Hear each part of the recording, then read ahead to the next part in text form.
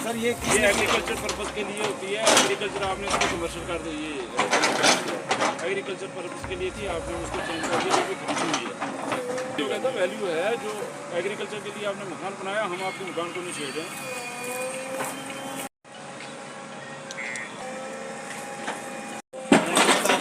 था या अनप्राइज था ये चलो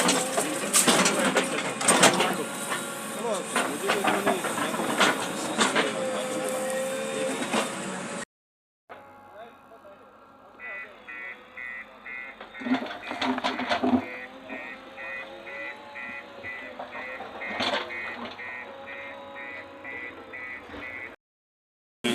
बहुत सारी जगह जो है वो लोगों ने कोऑपरेट किया, तो बीच में कहीं इक्का दुक्का जो है वो मज़ामत वाले भी लोग आते हैं, उनके भी अपने दर्द सुनाए जाते हैं, तो हमारा काम है उनका सुनना और हल करना।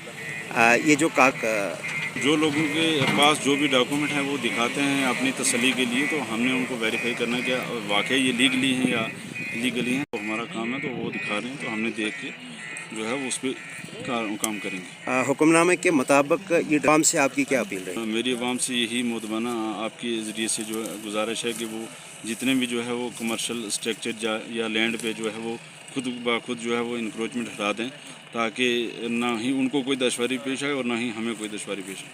Thank you.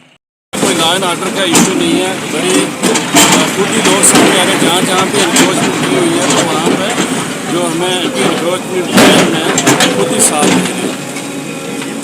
आज हम स्नेही खसा नंबर 317 के ऊपर हैं। यहाँ पर जो कमर्शियल स्ट्रक्चर्स थे, शॉप्स थी, उनको हमने डिमोलिश किया है, वो हम बाद में बताएंगे।